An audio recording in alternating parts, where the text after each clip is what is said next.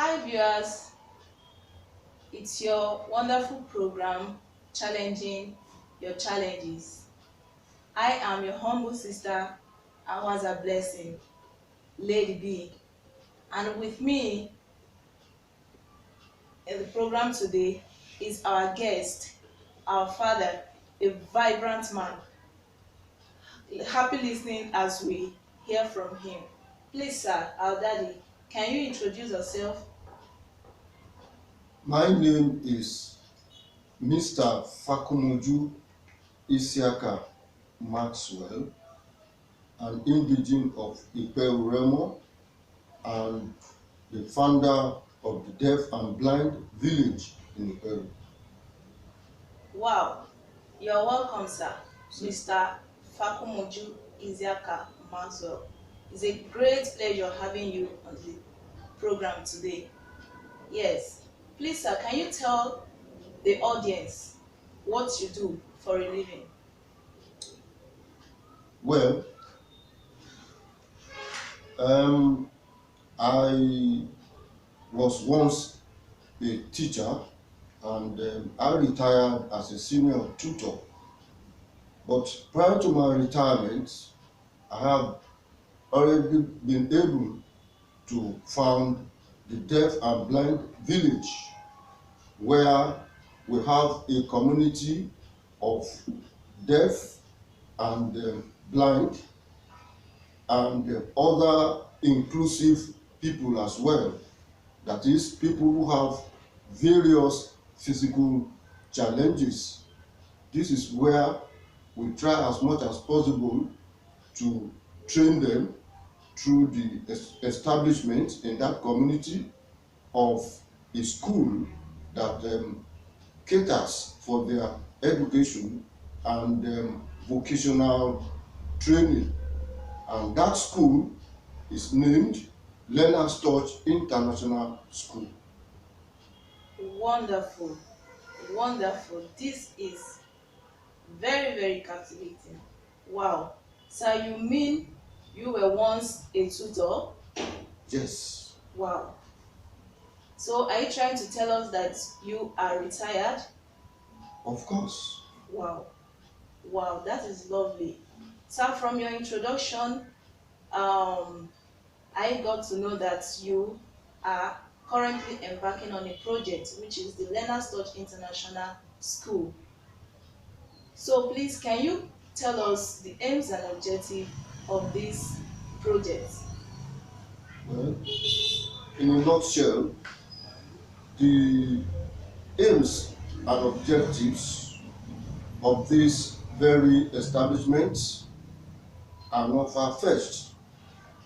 First and foremost, since it is believed that those with physical challenges are not to be recognized in the public due to the challenges that has imposed some disabilities on them, the school had been established for the following aims. First and foremost, it is meant to actualize the potentials in the physically challenged persons. It is believed that when these people are helped in actualizing the potentials in them, then they will be able to be integrated into the societies, because after their training they will have acquired academic and vocational skills for job opportunities in various walks of life. It is also meant to make them realize that even though they are physically challenged, whether deaf or blind or having other disabilities, the life in which they have found themselves is meant to be a new beginning.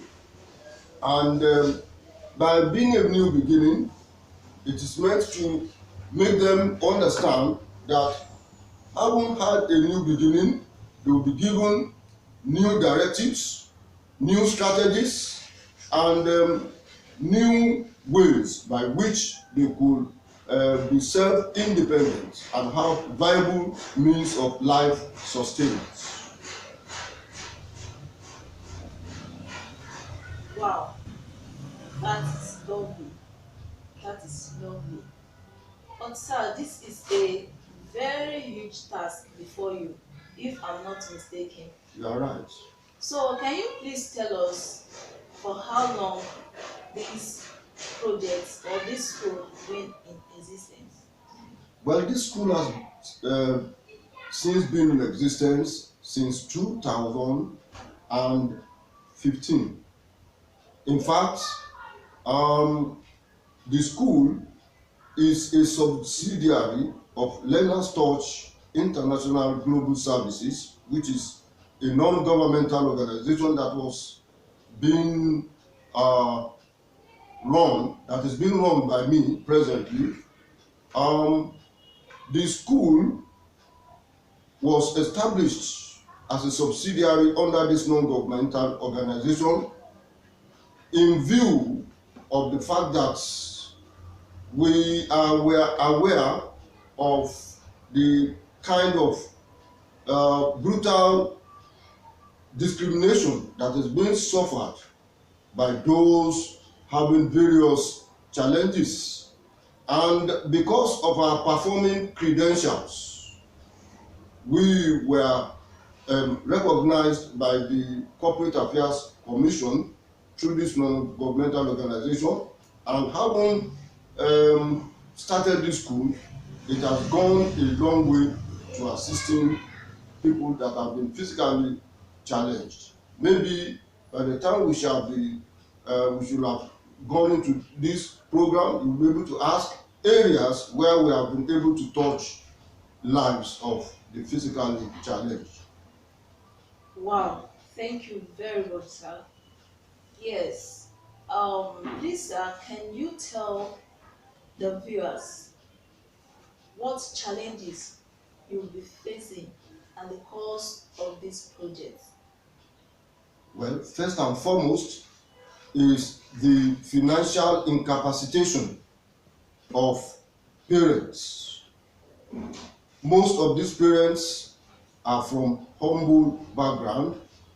They have little means of livelihood, and so because of this, the money paid by them is a meager amount, and because of this, prior to my retirement, salaries of members of staff were being augmented by the money I receive from government as a tutor.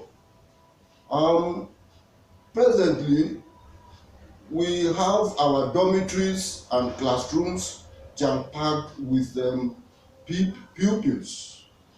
In fact, the issue of inadequate facilities have really made it very difficult to pass across the much needful information to the students. But in spite of this, we are really trying to cope and to ensure that the students get the proper training. Also, another challenge we are also facing is the challenge of convincing parents that their words can be useful to themselves, even to them as parents, and to the communities in which they have found themselves. Most of them believe that these children have no bright future. And that is why you find out that they feel so reluctant to pay money at times. And even where we have tried as much as possible to go from door to door, from house to house, to enlighten parents, we still have some people still keeping away their children hidden under the corners of their various homes. And this is one of the greatest challenge, however. And another challenge is the issue of getting the needful facilities that would have been able to translate the reality of a meaningful learning to the students.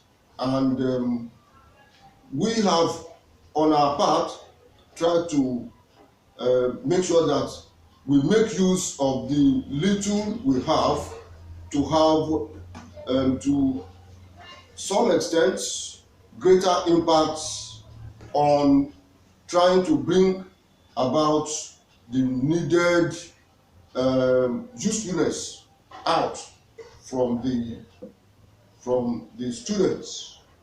And so what is presently facing us is the issue of inadequate facilities. We want to expand our dormitories. We want to expand our classrooms. All these need financial and material assistance. Wow. Okay. Um, Sir Fakumoju Masro, this is a public program where everyone is listening to you and seeing you. And we have different people. Please, can you suggest, or in what ways do you think individuals, government organizations, non-governmental agencies or non-governmental organization can be of help towards the success of this project? Well, friends, societies, associations, and organizations, and even government can go a long way to helping us realize the objectives of this very establishment, either by cash or by kind. The donations will go a long way to helping us provide the needful materials and needful finance that will help us in upgrading our facilities, in expanding our dormitories, and also in providing a conducive classroom environment for our people. And most especially, I also want the public to help us in providing materials and equipment that will help our vocational students to get the needed knowledge and skills that will help them in acquiring the needful training. For instance, we have areas where we make the students to understand that should they acquire vocational skills, they would be able to have self-esteem and self-fulfillment and development in their various fields. And because of that, people in these categories of vocational training are being motivated to produce bead products, woven basket, trays, mats, bead key rings, paintings, modeling, just to mention a few. The contributions of you all will go a long way to helping them realize their goals and their dreams in life, so that these people will not be mourning the death of a hopeful future. Wow, thank you very much, sir. Just like we've said earlier on, I would like to ask, in what areas have you touched life through this project? Well, um, we have been able to touch the lives of people through these projects in various ways. For instance, the blind have been able to acquire braille skills, that is the act of reading through their fingers. They've been able to read braille, and they have been able to communicate with those that are sighted with the use of braille. The blind too, they have been able to make use of the typewriters and computers for effective uh, global communication. Those that are not readily um, attuned to academics have been taught vocational skills, and they have been able to produce woven baskets, mats, and they have been able to even produce cups, plates, and other things from carved woods that have been so useful, and they are marketable to people of the public. Apart from that, they've also been made to get themselves involved in such domestic affairs as washing, cleaning, weeding, and ironing of their clothes without being assisted, and with the use of mobility orientation. um, Beneficiaries have been able to depend on themselves without waiting for someone to assist them to get from one place to another. A lot of achievements have been made, but more are still to be done with the help of well-meaning people of the public. Wow, wow. I'm so impressed with this. Sir, like you said, you mean your school is the combination of both the blind and the deaf with other inclusive units. Yes, you are right. If I may ask, how do you think it's possible for the blind and the deaf to interact or to communicate in such a school? Well, prior to the establishment of that school, the belief is that those who are hearing impaired can in no way interact with people that are blind. But with the coming up of this school, we have been able to introduce tactile language. And tactile language deals with the sense of touch. Take for instance,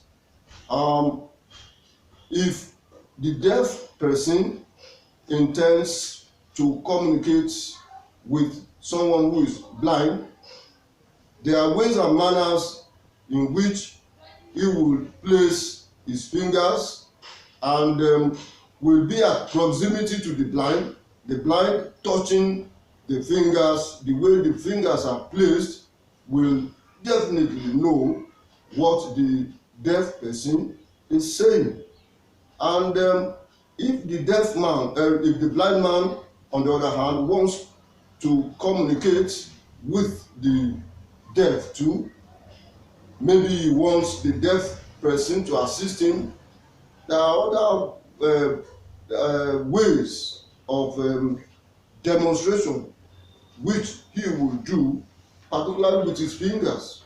So the deaf understanding his mode of interaction will immediately respond and give the needful assistance. This is lovely. I believe the viewers by now would have one experience or the other through all these instances, all these things you've told us earlier. Wow, that's lovely. But sir, if I may ask again, um, when it comes to rating, how can you rate the effectiveness of this communication scheme? I mean the Tata language. Oh, the Tata language is very efficient and is very, very effective, except that the blind who is being trained in that format will need a lot of concentration and determination that would make that mode of communication so viable and informative to the deaf with whom he or she is communicating. It has gone a long way to helping the two um, counterparts to be able to converse with themselves. It has been so effective, efficient, and it has been so dynamic. Wow. Thanks so much for your, in fact, this is a very big task, and we want to appreciate you greatly for this task. We say a very big thank you. Um, Prior to this, I think there is a driving force towards this project. Can you please tell the audience, the viewers, what motivated you, the driving force behind this project? Well, just as you have said, there's always a driving force behind any project, and that driving force on my own part is the determination, the zeal and desire to project the image of those who are disabled in one way or the other to the public. I want them to be educated that when people that are physically challenged get the needful training, they will be able to compete effectively with their counterparts in the society. Moreover, they will also be able to provide means of livelihood and sustenance, not only for themselves, but also to the family and even the society or community at large. Well, kudos to you, sir. This is a commendable effort. We say a very big thank you because you are trying to touch the lives of people. Wow, thank you. Sir, before we wrap up the program for today, I would like you to, in one way, in one words or other, to encourage others who might also have the same interest at helping people or promoting the ideas of people living with challenges, especially those who want to embark in such projects like yours. So, what are the words of encouragement you would want to give out for them?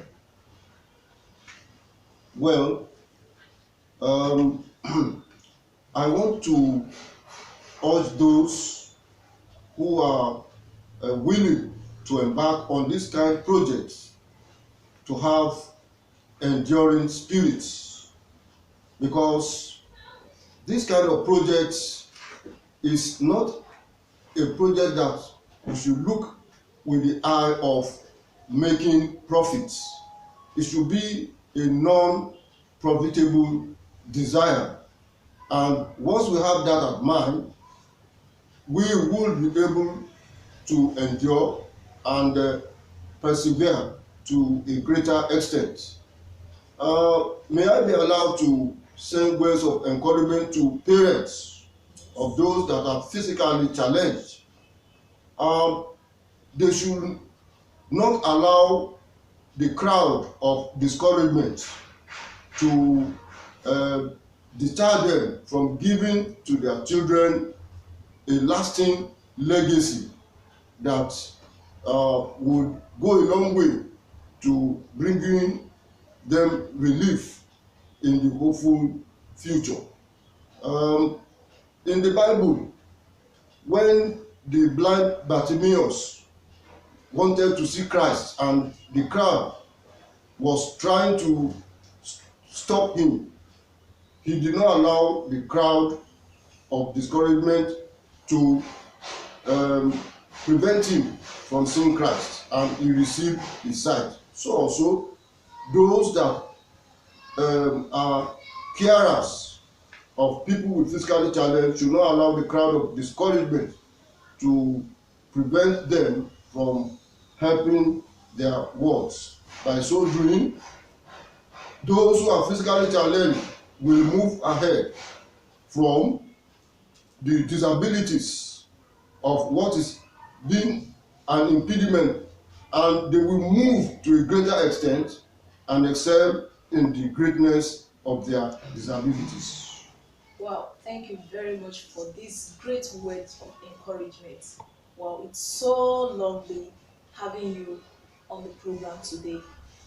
Sir, in case anyone has questions or contributions to make as regards to this project, how can we get in touch with you?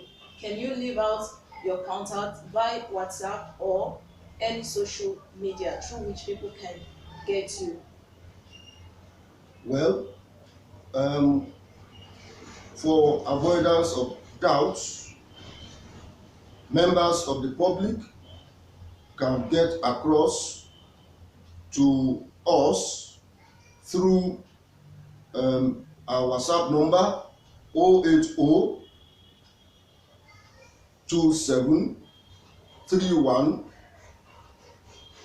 9192, or can make contact with me through my telephone number 080 66 50 50 58. Thank you very much, sir. Thank you, thank you, thank you. Thanks a lot for your time. Thanks for the time spending with us. In fact, it has been a nice opportunity having you around. In fact, I've been enlightened, and I believe the public as well would have had one or two things they learned from this program today. Yes, that shows that there is ability in disability. Yes, to the public, thank you for your time as well. And I believe whosoever, friends, brothers and sisters, family members, caregivers, whosoever that have people living with disability, you can always contact Mr. Maxwell Fakumuchu on his contact 08066505058, or his WhatsApp number 08027319192. Thank you very much. Hoping to have you another time. So will you be glad to have us or to join us in our program next time, sir? I will be very much pleased to do so. God bless you. Thank you. Long live Learners Touch International. Long live Fatma Juma. So thank you, sir.